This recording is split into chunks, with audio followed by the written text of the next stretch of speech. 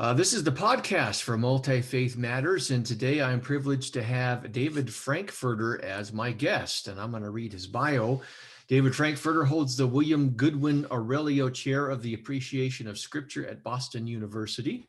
He joined the faculty of Boston University in the fall of 2010, a scholar of ancient Mediterranean religions with specialties in Jewish and Christian apocalyptic literature, magical texts, popular religion, and Egypt in the Roman and late antique periods. Frankfurter's particular interests revolve around theoretical issues like the place of magic in religion, the relationship of religion and violence, the nature of Christianization, and the representation of evil in culture. We're going to get some of that last bit there in our conversation today. He teaches courses on Western religions, comparative religions, Jewish and Christian apocalyptic literature, and the documents of early Christianity, including extra-canonical sources, magical texts, and saints' lives. He's the author of a number of publications, and as I said a moment ago, in this podcast, we will discuss his book, Evil Incarnate, Rumors of Demonic Conspiracy and Satanic Abuse in History. And that's put out by Princeton University Press, and it came out in 2006. That book discusses the ways that cultures and religious movements envision evil as an active personified force. He's also done a number of things. I've had to cut back his extensive biography in the interest of time, but he edited the volume Pilgrimage and Holy Place in Late Antique Egypt and other things. This book won the American Academy of Religions Award for Excellence in the study of religion in the category of historical and analytic descriptive categories. So, Dr. Frankfurter, I am privileged to have you here. Welcome to the podcast. Thank you. Thank you. Good to be here. Your book, Evil Incarnate, caught my eye for a number of reasons. For a number of years, I've been interested in how Christians, particularly conservative evangelicals in America, process and develop and draw upon the idea of the evil other in other religious traditions, and particularly how this is then connected to the idea of Satan and demonic forces and that kind of a thing. And so one of the questions I have is, how did this particular topic of this book, how did it get on your personal and academic radar of interest to pursue? Well, there were two things. The main one was there arose in, I would say, the late 80s, stories by journalists about very kind of regular people working in childcare centers across the country who, on the basis of children's testimony about weird satanic rituals, were sent away to prison, convicted by juries, right, with no evidence but children's testimony, for sometimes like several lifetimes. And I was very confused as to how district attorneys, juries, people in the neighborhood, social workers were buying into stories that, for those of us with the least little bit of understanding of world history, knew had arisen through time and had never taken place. So I first got into it because of, I guess, the issue of the injustice of how these stories were rising again and getting people convicted. As I started to look into it more, I became interested in both how exactly do you compare across time. Like, we know there were witch allegations in the early modern period in Europe, what we call the burning times or the witch hunts. Well, what exactly did people believe there? What did people think? Who was orchestrating those? How does that compare to the modern examples? Another thing that was coming up at the same time were the unearthing of so-called repressed memories. And so there were quite a number of therapists, social workers, psychiatrists across the country who believed that there were satanic cults out there and were eliciting, sometimes through hypnosis, memories in their patients of having been part of satanic rituals. At this time, my wife was in clinical psychology graduate school, and I was meeting people through her who either believed this or had seen patients who were claiming this. So it was coming up quite close to me in many respects. So I really felt like this is a very interesting situation where therapists, social workers, district attorneys, victim advocates from a completely secular domain. These are not evangelical Christians. These are not people who have a special interest in Satan. Were buying into stories that had been around in Western culture for 2,000 years. So that's what motivated the book. The book took the shape it did because I was interested in how do you make the comparison across time. What was taking place in the 90s, what was taking place in the early modern period. Yeah, your book is fascinating in that it draws upon that historical process and gives us a bigger picture. And I hope that folks recognize that what you've talked about here, this has real impact on people's lives, including in the present. I remember a few years ago coming across the story of the West Memphis Three, three young teenagers in the South who were imprisoned for life. I think at least one of them was on death row for the alleged satanic ritual murder of three young boys. And as I looked at it, there was no evidence for it. And it looked like another expression of satanic panics. And we'll be talking about that in a little bit. But even outside of the US, in Africa, you still have allegations of witchcraft, and you have women and children and so on that are put to death because of this. So these ideas have a long historical process, but they also play out in the real world. In chapter 3 of your book, you talk about the appeal of identifying evil and how certain people are identified as experts, whether they're self-identified or they come to be understood as such. Can you sketch how did this develop in Christianity, for example, not only in the past, but how does this continue to play out in Christianity in the modern period and even outside of it? Are there secular experts in evil and pop culture? Well, the idea of the expert is actually a really interesting phenomenon. You get it in a lot of different cultures. I would say that, first of all, nobody is actually an expert on Satanists, and nobody is actually an expert on demons. These are theological claims. The police officers who claim to be experts on Satanists, psychologists who claim to be, they have gathered a little bit of information in order to bolster their own prestige.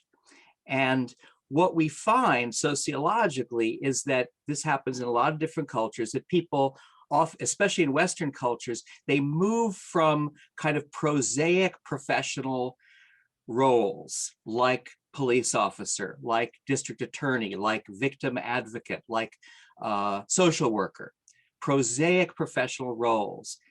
And they bolster their own importance in society as what we call moral entrepreneurs. And moral entrepreneurs are the figures in society who seed panics, who promote panics and often present themselves as being victimized by whatever strange groups there are out there, demons, Satanists, witches, something like that.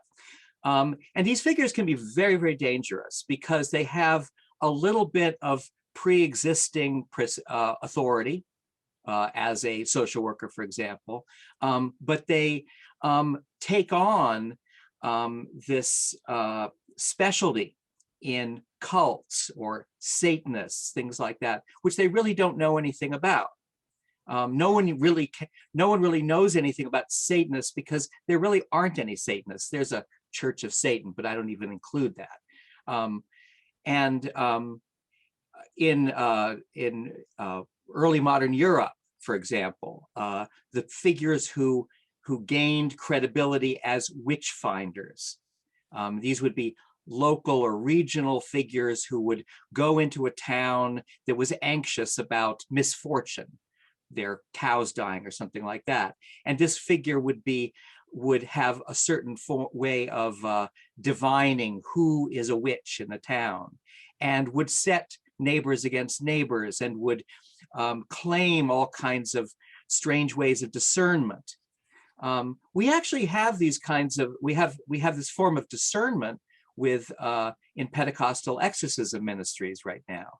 There are people who have a quote unquote expertise in finding out who has a demon inside them. And I would include that kind of expertise in evil. As a matter of fact, I learned about how this works in expertise in Satanism by looking at how it works within the Pentecostal community in terms of identifying people who have demons in them. There's a huge literature of identifying which demon might be inside somebody and what the history of the demons are and things like that. And this expertise is very much concocted out of people's own desire for importance. And I would say that if anybody was the kind of the bad guy in the book Evil Incarnate, it would be these self-determined experts in the identification of evil. It's kind of interesting to see, tragic but interesting at the same time, to see you got how this plays out historically in the contemporary period, but then there's pop culture. As you were talking, I'm reminded of, I think it came out in the 1960s, a horror film called The Conqueror Worm, also called The Witchfinder General, starring Vincent Price. And he was an agent of the state and of the church, and his job was to go and find witches. And there's this scene that you can find on YouTube, which illustrates exactly what you're talking about. There's this group of men and women that are allegedly witches, and they basically tie ropes to them and lower them into the water. And he tells them before they go down that if they drown, that will be evidence of their innocence. If they swim away, that's evidence of their guilt, and they'll be put to death. So you have this, the poor victims who are basically, they're condemned to die either way. And their fate is tied to someone who's an alleged expert. And, right. Yeah. And I would add to this, they have a function in society because they give people a sense of confidence. They do give people a sense of confidence that here is somebody who can give a language, a structure, a series of names to things that we're quite anxious about. And I would include this with exorcists as well. They give people a sense of confidence in situations where they may feel totally overwhelmed. But the other thing that they do is, in many ways, they dramatize through their own fear and their own expertise and their own gestures how dangerous the other side is, how dangerous the Satanists are. If I were going to pretend to be a Satanism expert, I might tell a congregation, I got a letter from the Satanists the other day, and this letter said, be careful when you walk outside. And I would kind of dramatize my own endangeredness as a way of showing them that I really have authority. I'm really like a contender against the dark powers. Would you tease out a little bit more this concept of the witch finder, the monster hunter, in ways in which it has been expressed in political and religious contexts in more recent time periods? Some other examples. Well, interestingly enough, I mean, I'll go to QAnon immediately here, right? Because I actually don't see a lot of this going on in QAnon, and I think it's one of the reasons that the rumors of satanic ritual abuse and Satanism don't have as much immediate danger to society and to communities as this panic did in the 1990s. You certainly have politicians who buy into QAnon Satanism rumors and tweet it, and from a folklore perspective, we would call them tradents. They pass on the stories, they pass on the rumors, but they are not the authorities. The authority in QAnon was Q, the person who was dropping these messages. And they were very, very arcane messages, as you know. So there was really no kind of that person is absolutely a Satanist and you should go to their house and they are taking your children. I mean, of course, Hillary Clinton is blamed for being a Satanist. All elite people are blamed for being a Satanist, but there was very little mobilization against Satanism. And this is what really struck me through it. Really, the only example people could look to was the Pizzagate story, the guy who drove up from North Carolina with the AK-47 to expose satanic pedophilia in a pizza parlor. That was it. That was it for the entire time of the Trump administration.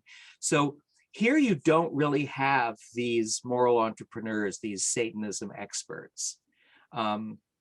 You have it much more in various religious communities, because of course, one of the things that religions do is they identify and digest what evil is, where it comes from, how to name it, the relationship of Satan to God, things like that. And so in many ways, there is more a better framework for being a specialist in the satanic if you are within a religious community.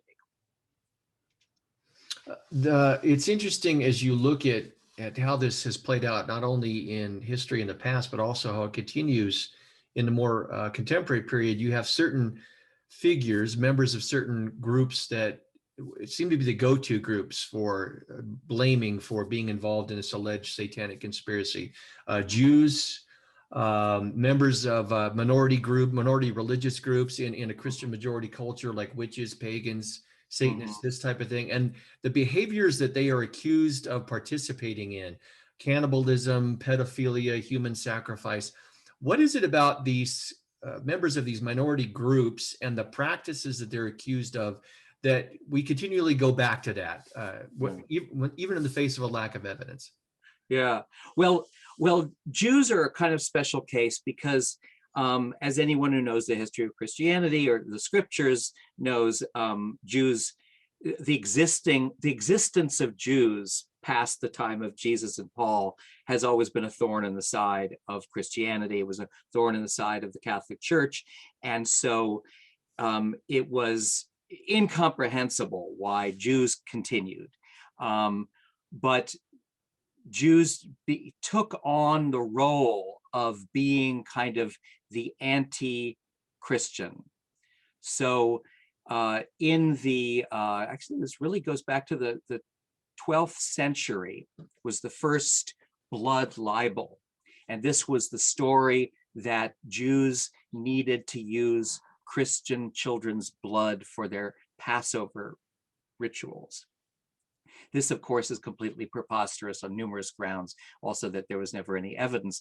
But the story just took off and kept on flourishing in different places in Germany and England and Russia up to the 20th century. And the story served a lot of purposes. One was to think about Jews as being a worldwide conspiracy. And conspiracies in the ancient and also the modern imagination are often expressed or symbolized through oaths and secret rituals. So this was a secret ritual that took place. Another thing that the blood libel did was it focused on the victim child. The victim child is one of the big themes in my book, that people focus on the brutalization, the stabbing, the sacrifice of the victim child. And this inflames them, but also it gives them a sense of, in Germany, hope, because this victim child becomes a new Christ, a new saint, far away from the Holy Land. And so whole shrines get built up and people make pilgrimage to them. So there's a very attractive idea that we have our little Jesus right in our northern German town. And then the other thing, of course, is that the blood libel, that is stabbing a child, taking his blood, mixing it with matzah, is of course a kind of inversion of the Eucharist, the Catholic Eucharist. So you see how the terrible stories about the other, especially the intimate other, Jewish communities in the Middle Ages and modern period, it served all these different functions. Now, when you get to other marginal groups, many immigrants get blamed for things like this. The idea that this group is stealing our child, stealing our children, endangering our children. What are they going to do with our children? That's the other thing. So our children become the kind of point of vulnerability when we're thinking about the other. And then we think more and we think, what will they do with our children? And that's when all these stories of slavery and kidnapping and cannibalism start coming up. Well, they're going to do it in a ritual to bond, an ancient ritual that they've always needed to do. So these stories serve a lot of different purposes, and they're horrible stories. Not a single one is even partially true, not at all. But they function in many ways, and they attract so much attention from people. So I think you can, my 2 cents, I think you can see some of what you're saying, for example, even in like the Harry Potter controversy in conservative Christian circles, where the fear was that the author of the novels was trying to seduce the minds of children and bring witchcraft and the occult. And there was a fear there. So again, that child victim thing, I think, continually plays out. And I also think it's worth noting, I'm sure you're aware of this, that there historically, for whatever reason, witches, pagans, Satanists have been the go-to boogeymen for conservative Christians that are always closely associated with the Christian devil, even though that they don't believe in the existence of that. And so we perpetuate the stereotype. So I think our own stereotypes and misunderstood beliefs about the other play into some of the fears that that happen to arise. Yeah, and the fears of Satanists also are fears of a non-existent community. That's the other thing. The idea of these satanic cults. Actually, I should say that, and I talk about this a little bit in the book. The idea of these satanic rituals and these Satanists is very much drawn from early Protestant ideas of Catholic ritual. Your audience will know that, of course, the Reformation focused on authentic spiritual feelings in the individual, and not so much ritual and more faith and scripture. The Catholic Church Catholic ritual was imagined by the early Protestants as being repetitive, cold, mesmerizing or hypnotizing. It involved real sacrifices or blood in some form. There was a real caricature of Catholic ritual that started kind of living in the unconscious Protestant imagination. And this is what came up in really the 19th century and took off in the Satanic Ritual Abuse Panic. And when you read the stories about what satanic rituals were like, remember, there were no satanic rituals behind satanic ritual abuse. All of them involve robes and altars and people in a kind of cold, dissociated state, doing violent things as if they had to. It's the absolute opposite of good religious ritual in a Protestant sense, and it's a caricature of what Catholic ritual is. Well, you referred to it a little bit when we first started, the Satanic Panics of the 80s and the early 90s. For those who may not be familiar with that, can you summarize some of what that was about, and what were the social and cultural forces and contexts that might have helped give rise to that? And it seems to occasionally bubble up. I don't think we're seeing satanic panics now, but you mentioned, it does show up a little bit in QAnon. So what was it about back then, the 80s and 90s, and why does it keep bubbling up? Well, it was a real perfect storm back in the 80s, because I would say that the first thing that happened was in the 1970s, we had what I would call the discovery or rediscovery of domestic child sexual abuse. And I'm talking about real child sexual abuse. And this was not just a social workers or psychologists issue. This was a trauma to society and communities all across the country, because it used to be, don't let your child walk in that neighborhood at night because you might get kidnapped and abused or something like that. And suddenly therapists and social workers all across the country were finding kids and adults not having recovered memories, but knowing that this happened to them. And so suddenly the family becomes a much more, let's say, dangerous thing. But this is the same time that women are going to work more, and they are putting their children in childcare centers. So there's an awareness of evils in the family, and there is a projection against the childcare center, which begins to embody all our anxieties about our children. In this circumstance, overworked social workers, overworked psychologists and psychiatrists who are being just bombarded with these stories of child sexual abuse begin to be more receptive to the stories of Satanism, that these children, these girls were not abused simply by inappropriate fathers or uncles or something like that, but actually in ritual contexts. And this, in that way, just takes off both in therapists' offices and in the stories that children are being coached to tell in childcare center scandals. At the same time, I would add another element here. Many evangelical Christian seminaries were beginning to start clinical psychology programs. Clinical psychology programs that, because they were evangelical Christian, took seriously human evil and Satan in one form or another. Fuller, for example, began a clinical psychology program in the 80s. And so you have evangelical Christian therapists contributing to thinking about the evil of child sexual abuse in satanic or demonological terms.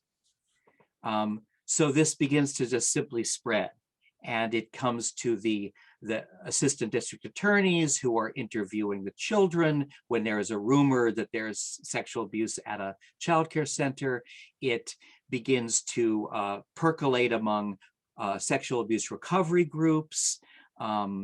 It just becomes all of, and of course, then the media aspect is the great Geraldo Rivera, 2 2-hour specials that everybody in America watched. That's right. Which, if you watch now, they're very disjointed. But that one show linked recovered memories in therapists' offices, the McMartin preschool allegations, and even Ozzy Osbourne, the rock singer. So everything was being brought together, and there were books being written that people were reading about recovering from from satanic ritual abuse. It became very much part of the American and English and Australian and Dutch worldview.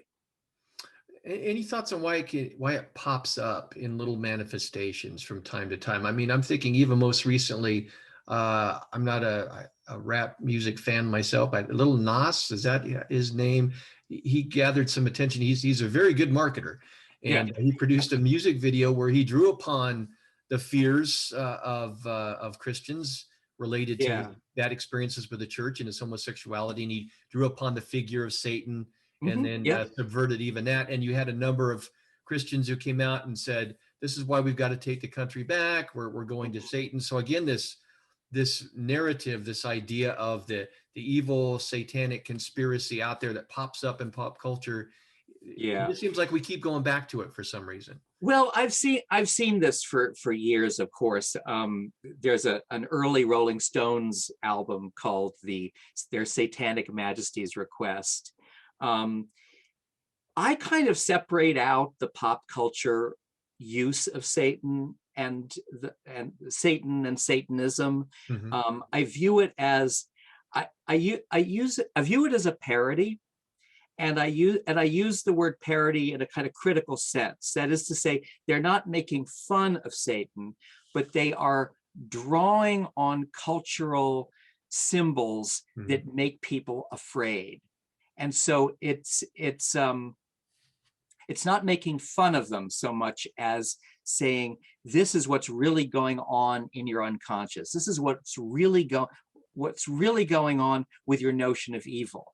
One of the most interesting areas here is goth subculture, which is very often youth and teens. And a bunch of kids in a high school might dress in black and wear black lipstick and pentacles and things like that. And they're not actually Satanists, but in many ways they're saying to the world, you believe in evil, you treat us like pariahs. Let us show you how bad we really are. And so it's only an appearance that they dramatize this. I have a whole chapter on what I call the performance of evil in the book, and I talk about the mimetic parody of evil. And there I include these goth subcultures. I include the Church of Satan and the contemporary Temple of Satan. I include rock musicians like Ozzy Osbourne and Marilyn Manson, who exploit these symbols. And I didn't get to Little Nas because he's doing something a little bit differently. Also, it was long before him. But I think it's very interesting what the role they play in society, not in keeping the fears alive, but in holding a mirror up to our fears of the satanic. That's what their function is. And I guess I would say to your audience, it's imperative not to overreact to them, because that is exactly what they are doing. They are, in a way, playing one side of a tennis game, and they're inviting you onto the court. And the best thing is not to get on the court. Right. Now, unfortunately, we come crashing onto the court. Right. And are all too willing to jump in. You mentioned QAnon, and you said that the satanic conspiracy wasn't a major part of it, but it certainly was there. And it's fascinating that QAnon movement even basically hijacked a hashtag, Save Our Children, picking up on this idea. The satanic panics of the past, there was no evidence to support it, and yet people were put in prison. In the contemporary period, you've got QAnon. You got a gentleman who takes an automatic weapon, goes storming into a pizza restaurant because he believes what's posted on the internet by Q, that Democrats are sacrificing children and engaging in pedophilia. Again, no evidence. He was arrested. It was just an empty closet. Any thoughts on why we're so willing to huge numbers of people to believe these things, even though there's no evidence for it? These are very captivating stories. The QAnon was a hybrid of the kinds of stories you had back in the 80s and 90s, because it involved sacrificing the children to get some special chemical that was needed to keep the elite alive. I can't remember what the name of the chemical was. It was completely nonsensical. Right. But let's say that the point of QAnon was to point out the elite, the liberal elite, as being actually a conspiracy that is preying on ordinary people. But it was not so developed that people seemed to be in actual panic about their own children being victimized. There was more of a kind of general statement. This is what Hillary Clinton does. This is what George Soros does. And this is why it's so interesting that you didn't get a lot of mobilization against it. But the stories are captivating. They capture our fear for our children. They capture our imagination of what groups might do if they got hold of our children, either taking their blood or taking their organs or taking some chemical in their blood. It makes absolute divisions between us, the good people, and them, the bad people. So there's no ambiguity. It's like those people are bad because they do this to children. So the story had this, the story, the myth of evil, the myth of yeah, I guess the myth of evil ritual has an incredibly long life history because it captures things that bind our communities, that distinguish our families, distinguish our identities, our religious identity, our family identity, procreation, our devotion to our children. All those issues get kind of captured in the inverse or the perverse in these stories. And I've done enough research looking at human cognition and the significance of emotion rather than the rational part of our cognition. And once we're emotionally hooked, then the rational part starts looking for reasons to confirm what we've already assumed to be the case. So I think the power of those stories just gets our emotion, and it just we don't, contrary evidence can't exist for us at that point. So it's an unfortunate situation. It would seem that there are people in politics and religion that are willing to draw upon these stories, whether they're sincere or not, for their own ends. And as we said, it has ramifications or repercussions for people. Lives have been damaged as a result.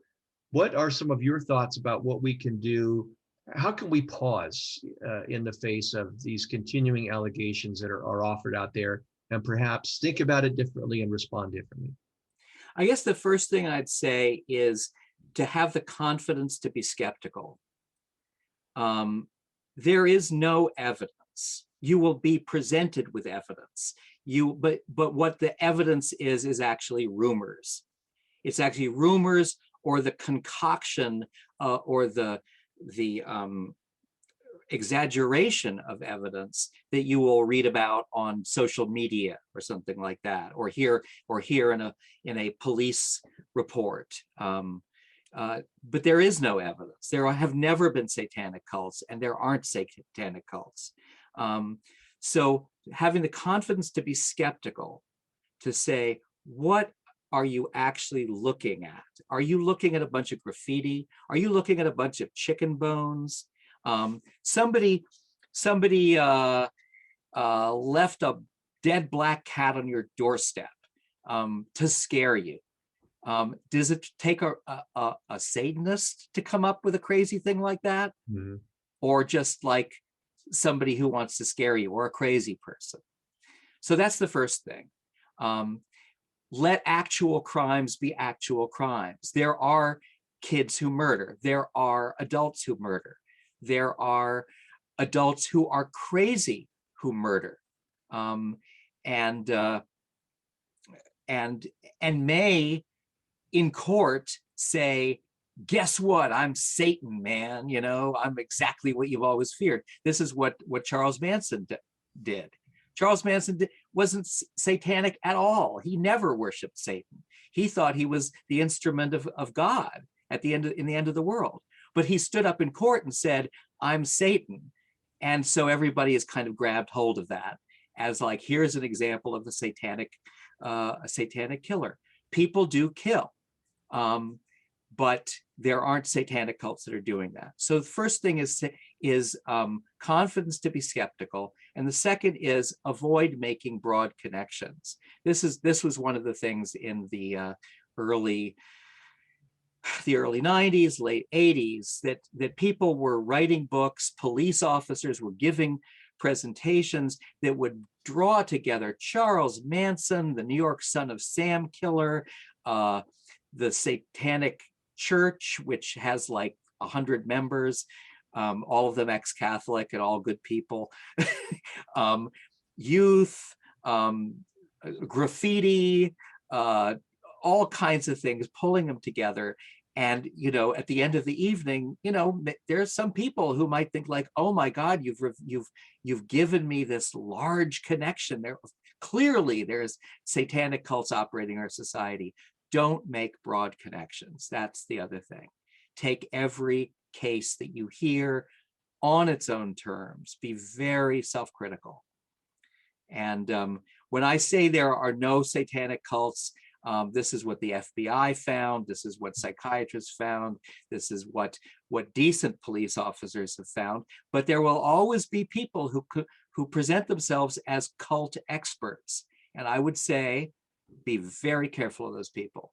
Be very careful. Don't hire them. Don't listen to them. They do not know what they're talking about. Yeah, I would point out there are academics who have made a career studying new religious movements. Those folks could be sought out, but rarely in popular media are those folks sought out. As we draw our conversation to a close, one final question. Are there any other takeaways from your book that you would like listeners and viewers to take away? We'll include a link to your book, and hopefully folks will seek it out. What other takeaways would you like for that? Well, one of the kind of conclusions I make in the book is that the most evil things that people have done in history, the most violent, kind of mindless, genocidal acts have been not in the service of Satan, but in the service of rooting out the satanic, the impure, the enemy, the other. And I mean, I'm talking like from lynching in the South to the Holocaust to the Islamic State against the Yazidis in Syria. All of these horrific genocidal crimes have been a desire to destroy the other, and the other who you imagine as being a deep danger to you, to your children, to maybe you imagine them doing child sacrifice, maybe you just imagine them polluting your society. But that's when we find the worst crimes. It's not at people doing hailing Satan or something like that. It's when people are going after the Satanists. So that would be my final takeaway for the book.